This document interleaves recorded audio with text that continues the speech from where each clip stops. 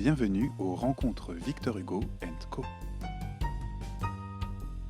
Bonjour à tous, bienvenue à cet événement littéraire un peu particulier. D'abord parce que le comédien Victor Duclos et moi-même allons l'animer en ligne en raison de la pandémie, évidemment. Ensuite parce que c'est une première. C'est la première des manifestations que les rencontres Victor Hugo Co comptent organiser tout au long de l'année. Ça sera autour d'un écrivain à chaque fois différent et en public cette fois, nous l'espérons.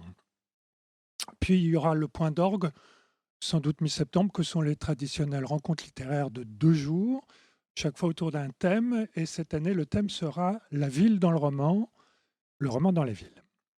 Cela devait être le sujet des rencontres 2019 qui ont été annulées pour les raisons que vous savez. Enfin, le rendez-vous de ce jour est particulier parce que l'invité d'honneur n'est pas un romancier, mais un archipel, l'archipel de la Manche. C'est-à-dire Chausey, les îles anglo-normandes, toutes ces îles qui sont sous nos fenêtres ou presque et qui sont notre jardin. Ces îles sont visibles à l'œil nu pour certaines, tapies à l'horizon ou invisibles au large pour d'autres. Elles sont en tout cas toutes des territoires de romans, des territoires d'évasion, de rêve. Et quand la mer est trop mauvaise pour s'y rendre ou le temps trop froid, il nous reste la littérature. Eh bien, c'est ce qui nous réunit aujourd'hui. Pour parler de cet archipel, nous allons convoquer quelques écrivains, des écrivains qui ont écrit ou parfois vécu sur les îles de la Manche, Chausey, Guernesey, en passant par tout l'archipel anglo-normand et ses cailloux perdus, comme les Minquiers, les Écrehoux, Hermes, Gétou et quelques autres. Je vais présenter maintenant chacun de ces écrivains et son rapport aux îles. Victor lira un extrait correspondant. Nous évoquerons des auteurs classiques, mais aussi des contemporains. Il ne s'agira en rien d'une recensation exhaustive, mais d'un choix qui sera purement subjectif. Je vais donner la parole à Victor pour un dernier extrait. Un extrait de L'homme qui rit de Victor Hugo. Il s'agit d'une scène de tempête assez impressionnante qui va nous entraîner jusqu'à la fin de cette série. Moi, en ce qui me concerne, je voudrais vous donner rendez-vous pour de prochaines rencontres autour d'un écrivain, sans doute au printemps, en public, j'espère, si le virus le veut bien. En conclusion, je voudrais remercier l'archipel et son directeur, Mac Gouraud, d'avoir permis cette causerie. Je voudrais remercier, bien sûr, Victor Duclos pour ses lectures. Et vous remercier, vous tous, qui avez bien voulu nous écouter. Et je vous dis à bientôt. Cependant, un épaississement de brume s'était abattu sur ces malheureux en dérive. Ils ignoraient où ils étaient. Ils voyaient à peine à quelques encablures autour de l'Ourcq. Malgré une véritable lapidation de grêlons qui les forçait tous à baisser la tête, les femmes s'étaient obstinées à ne point redescendre dans la cabine. Pas de désespérés qui ne veuillent naufrager à ciel ouvert. Si près de la mort, il semble qu'un plafond au-dessus de soi est un commencement de cercueil. La vague, de plus en plus gonflée, devenait courte. La turgescence du flot indique un étranglement. Dans le brouillard, de certains bourrelets de l'eau signalent un détroit. En effet, à leur insu, ils côtoyaient Aurigny. Entre Ortac et les Casquets au couchant, et Aurigny au levant, la mer est resserrée et gênée, et l'état de malaise pour la mer détermine localement l'état de tempête. La mer souffre comme autre chose, et là où elle souffre, elle s'irrite. Cette passe était redoutée. La Matutina était dans cette passe. Qu'on s'imagine sous l'eau, une écaille de tortue grande comme Hyde Park ou les Champs-Élysées, et dont chaque strie est un bas-fond, et dont chaque bossage est un récif. Telle est l'approche ouest d'Aurigny. La mer recouvre et cache cet appareil de naufrage. Sur cette carapace de brisants sous-marins, la vague déchiquetée saute et écume. Dans le calme, clapotement. Dans l'orage, chaos. Pas d'île défendue contre la venue de l'homme comme Aurigny. Elle a sous l'eau et hors de l'eau une garde féroce, dont Ortac est la sentinelle. À l'ouest, Burou, Sauteriot, Enfroc, Niangle, Fond-du-Croc, les Jumelles, la Grosse, la Clanque, les Aiguillons, le Vrac, la Fosse Malière. À l'est, Sauquet, homo, floro, la brine belée, la kélingue, croque-liou, la fourche, le seau, noir pute, coupie, orbu. Qu'est-ce que tous ces monstres? Des hydres? Oui, de l'espèce écueil. Un de ces récifs s'appelle le but, comme pour indiquer que tout voyage finit là. Cet encombrement d'écueils, simplifié par l'eau et la nuit, apparaissait aux naufragés sous la forme d'une simple bande obscure, sorte de rature noire sur l'horizon. Le naufrage, c'est l'idéal de l'impuissance. Être près de la terre et ne pouvoir l'attendre. Flotter et ne pouvoir voguer. Avoir le pied sur quelque chose qui paraît solide et qui est fragile. Être plein de vie et plein de mort en même temps. Être prisonnier des étendues, être muré entre le ciel et l'océan, avoir sur soi l'infini comme un cachot, avoir autour de soi l'immense évasion des souffles et des ondes. Être saisi, garrotté, paralysé, cet accablement stupéfie et indigne. On croit y entrevoir le ricanement du combattant inaccessible. Ce qui vous tient, c'est cela même qui lâche les oiseaux et met en liberté les poissons. Cela ne semble rien, et c'est tout. On dépend de cet air qu'on trouble avec sa bouche, on dépend de cette eau qu'on prend dans le creux de sa main. Puiser de cette tempête, plein un verre d'eau, ce n'est plus qu'un peu d'amertume. Gorger, c'est une nausée. Houle, c'est l'extermination. Le grain de sable dans le désert, le flocon d'écume dans l'océan sont des manifestations vertigineuses. La toute-puissance ne prend pas la peine de cacher son atome. Elle fait la faiblesse force. Elle emplit de son tout le néant. Et c'est avec l'infiniment petit que l'infiniment grand vous écrase. C'est avec des gouttes que l'océan vous broie. On se sent jouer. Jouer. Quel mot terrible. La Matutina était un peu au-dessus d'Aurigny, ce qui était favorable, mais dérivée vers la pointe nord, ce qui était fatal.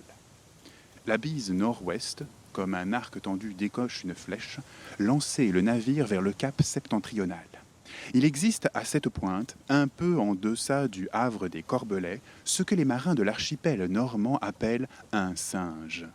Le singe, swinge, est un courant de l'espèce furieuse. Un chapelet d'entonnoir dans les bas-fonds produit dans les vagues un chapelet de tourbillons. Quand l'un vous lâche, l'autre vous reprend. Un navire, happé par le singe, roule ainsi de spirale en spirale jusqu'à ce qu'une roche aiguë ouvre la coque. Alors le bâtiment crevé s'arrête, l'arrière sort des vagues, l'avant plonge, le gouffre achève son tour de roue, l'arrière s'enfonce et tout se referme. Une flaque d'écume s'élargit et flotte, et l'on ne voit plus à la surface de la mer et de la lame que quelques bulles çà et là venues des respirations étouffées sous l'eau. Dans la Manche, les 3 singes les plus dangereux sont le singe qui avoisine le fameux banc de sable Girdle Sands, le singe qui est à Jersey entre le Pignonnet et la pointe de Noirmont, et le singe d'Aurigny. Un pilote local qui eût été à bord de la Matutina eût averti les naufragés de ce nouveau péril. À défaut de pilote, ils avaient l'instinct. Dans les situations extrêmes, il y a une seconde vue. De hautes torsions d'écume s'envolaient le long de la côte, dans le pillage frénétique du vent. C'était le crachement du singe. Nombre de barques ont chaviré dans cette embûche. Sans savoir ce qu'il y avait là, ils approchaient avec horreur. Comment doubler ce cap? Nul moyen. De même qu'ils avaient vu surgir les Casquets, puis surgir Ortac, à présent, ils voyaient se dresser la pointe d'Aurigny, toute de hautes roches. C'étaient comme des géants, l'un après l'autre, série de duels effrayants. Car ici là ne sont que 2. Les Casquets, Ortac et Aurigny sont 3. Chaque lame, à mesure qu'ils approchaient, ajoutait 20 coudées au cap affreusement amplifié dans la brume. La décroissance d'intervalles semblait de plus en plus irrémédiable. Ils touchaient à la lisière du singe. Le premier pli qui les saisirait les entraînerait. Encore un flot franchi, tout était fini. Soudain, l'ourque fut repoussé en arrière comme par le coup de poing d'un titan. La houle se cabra sous le navire et se renversa, jetant l'épave dans sa crinière d'écume. La Matutina, sous son impulsion, s'écarta d'Aurigny. Elle se retrouva hors large. D'où arrivait ce secours? Du vent. Le souffle de l'orage venait de se déplacer. Le flot avait joué d'eux, maintenant c'était le tour du vent. Ils s'étaient dégagés eux-mêmes des casquets, mais devant Orthac, la houle avait fait la péripétie. Devant Aurigny, ce fut la bise. Il y avait eu subitement une saute de septentrion au midi. Le suroît avait succédé au noroît. Le courant, c'est le vent dans l'eau, le vent, c'est le courant dans l'air. Ces deux forces venaient de se contrarier et le vent avait eu le caprice de retirer sa proie au courant. Le suroît débuta en tourbillon. Les naufragés n'ont jamais que des auxiliaires bourrus. La Matutina fut impétueusement traînée au large par ce qui lui restait d'agrès, comme une morte par les cheveux. Cela ressembla à ces délivrances accordées par Tibère à prix de viol. Le vent brutalisait ceux qu'il sauvait. Il leur rendait service avec fureur. Ce fut du secours sans pitié. L'épave, dans ce rudoiement libérateur, acheva de se disloquer. Des grêlons, gros et durs, à charger un tromblon, criblaient le bâtiment. À tous les renversements du flot, ces grêlons roulaient sur le pont comme des billes. L'Ourcq, presque entre deux eaux, perdait toute forme sous les retombées de vagues et sous les effondrements d'écume. Chacun dans le navire songeait à soi, se cramponnait qui pouvait. Après chaque paquet de mer, on avait la surprise de se retrouver tous. Plusieurs avaient le visage déchiré par des éclats de bois. Heureusement, le désespoir allait point solide. Une main d'enfant dans l'effroi a une étreinte de géant. L'angoisse fait un étau avec des doigts de femme. Une jeune fille qui a peur enfoncerait ses ongles roses dans du fer. Ils s'accrochaient, se tenaient, se retenaient, mais toutes les vagues leur apportaient l'épouvante du balaiement. Soudainement, ils furent soulagés. L'ouragan venait de s'arrêter court. Il n'y eut plus dans l'air ni suroît ni noroît. Les clairons forcenés de l'espace se turent. Les trombes, sorties du ciel, sans diminution préalable, sans transition, et comme si elles-mêmes avaient glissé à pic dans un gouffre. On ne sut plus où elle était. Les flocons remplacèrent les grêlons, la neige recommença à tomber lentement. Plus de flots. La mer s'aplatit. Ces soudaines cessations sont propres aux bourrasques de neige. Les flux électriques épuisés, tout se tranquillise. Même la vague, qui, dans les tourmentes ordinaires, conserve souvent une longue agitation, ici, point. Aucun prolongement de colère dans le flot.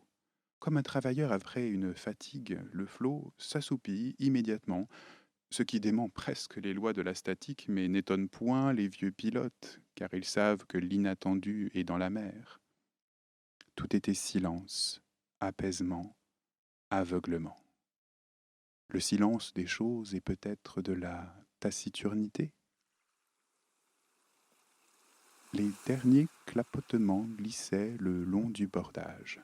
Le pont était horizontal avec des déclivités insensibles. Quelques dislocations remuaient faiblement. La coque de grenade, qui tenait lieu de fanal et où brillaient des étoupes dans du goudron, ne se balançait plus au beau près et ne jetait plus de gouttes enflammées dans la mer. Ce qui restait de souffle dans les nuées n'avait plus de bruit.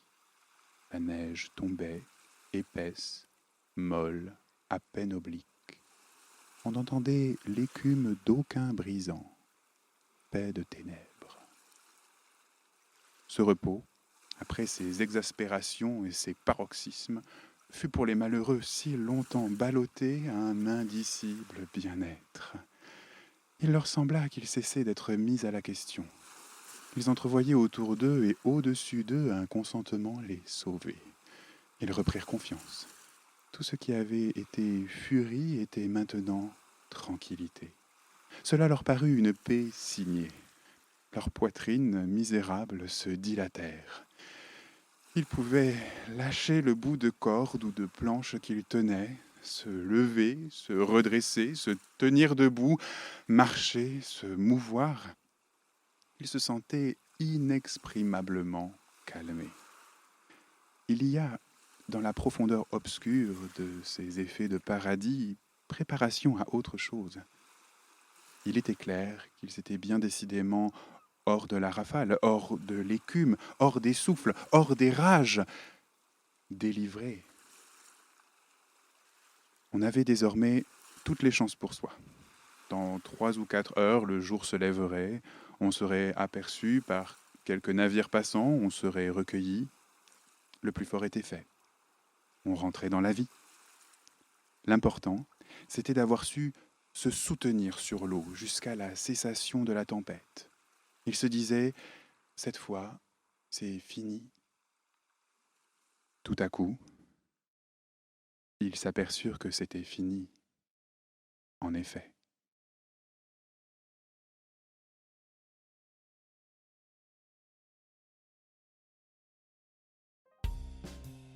C'était les rencontres Victor Hugo & Co avec Édouard Launay. et Victor Duclos.